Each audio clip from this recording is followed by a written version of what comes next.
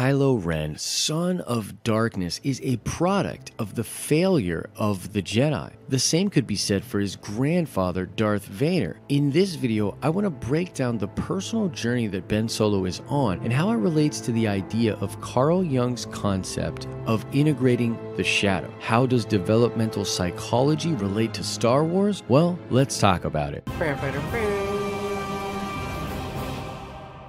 What is up, YouTube? It's Josh. This is the Den of Nerds. If you love Star Wars the way I love Star Wars, you're definitely going to want to subscribe to this channel. I cover all different aspects of Star Wars. Quickly, I want to shout out Jenny Reed, who got the nerd card question correct in my Rey is not a Mary Sue video. You definitely know your stuff when it comes to Star Wars, so shout out to you, Jenny. There'll be another nerd card question at the end of this video. So Kylo Ren is actually my favorite character in all of Star Wars, and I know a lot of people don't like this character, but I'm hoping to sort of explain why I find him so interesting. I actually believe that Kylo Ren, or Ben Solo, is having one of the most interesting arcs we've ever seen in the mythos of Star Wars, and I think it's actually more relatable than any other character we've ever been shown. You see, Kylo fell to the dark side and yet feels the pull back to the light, killed his own father and yet could not kill his mother. He learned and studied directly under Luke Skywalker and yet chose to model his life after Darth Vader. Ben is just trying to figure out who he is and what his place in the galaxy is. The reason I think this is so relatable is because this is what we are all doing as people, whether or not we want to admit it. I think there's a lesson in what is happening to Ben Solo, and it all starts with the failure of the Jedi. The Jedi,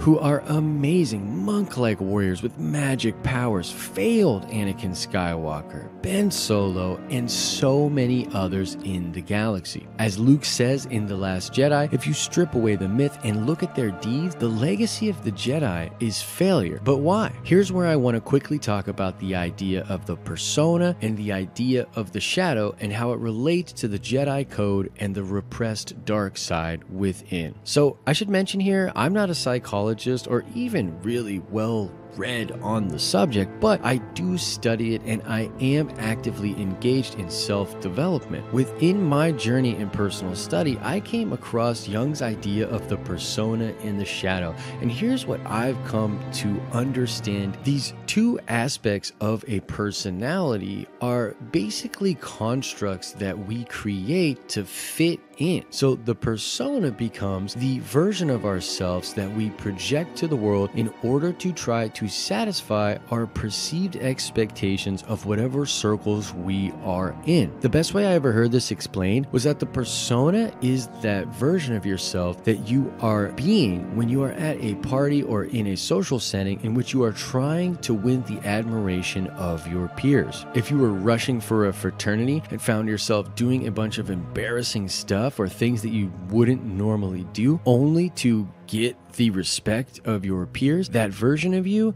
would be called the persona. Maybe you'd go home later at night and be really frustrated and pissed off because that's not you. Those aren't the things you want to do. And that side of you that would be getting angry is what Jung called the shadow. This would be a part of you that was repressed because of the formation of the persona. Now, how this relates to the Jedi Code has to do with the things that they forbid. Things like attachment, things like love, things like anger, frustration, and passion. Those things were cut off from the Jedi because they were said to lead down the dark path. And while that is true, by cutting them off and repressing them, I believe the Jedi actually gave the dark side within Anakin Skywalker and within Ben Solo even more power. The Jedi Code treated natural darkness within as something to be discarded, but what they couldn't understand was that that darkness is completely natural and will never truly be discarded. Instead, it has to be integrated into our personality. Master Yoda actually takes on this lesson in an episode of Clone Wars. He fights a dark side version of himself and slowly realizes that it is the darkness that has always been within him. The episode is completely dope, but Yoda comes to understand that he will never dispel that darkness and instead must accept it, and by doing so, have control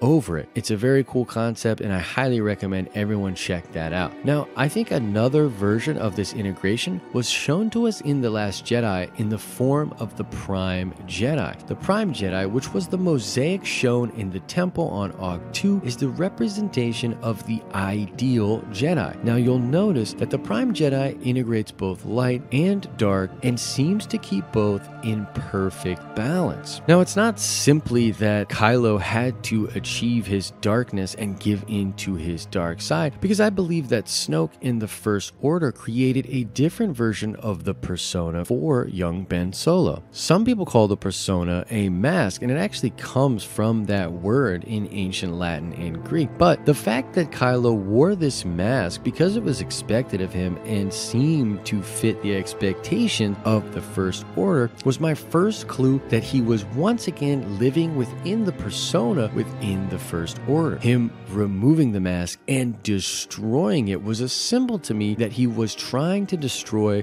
the persona. And so that journey towards self-actualization led him to the throne room scene in which he betrayed Snoke and for the first time stepped into his own path. As he said in the film, it's time to let old things die. The Jedi, Snoke, the Resistance, all of it. Now Ben Solo stands on the edge of his own destiny, and yet I don't think he has fully integrated his shadow or developed as a person. However, he is closer than he has ever been, and I think the lesson for us is to understand that what is set up for us as an expectation will never truly satisfy us unless we look within to investigate who and what we actually are. Perhaps there's a happy ending for Ben Solo where he integrates his dark and his light, integrating his shadow, and becomes the future of what a perfect Force user could be. Or perhaps he'll just be the big bad guy in a science fantasy film and will be defeated by the hero. I don't know. You guys tell me. I'm very interested to hear what your guys' thoughts are about this. Do you know more about the integration of the shadow? I'm always willing to learn, so please point me in the direction of good literature on it. Have you never heard of this concept before, and did you possibly find it interesting? I'd love to know. Let me know all of that and more in the comment section below. All right, let's check that nerd card really quickly. I want to know how much of a Star Wars fan you are. So the question is, what is the first line Kylo Ren speaks in The Force Awakens? Yeah, that's right. What was the first thing he said in The Force Awakens? Answer that question in the comment section below. As I always say, I hope you're having an awesome and nerdy day, and I'll see you in the next video.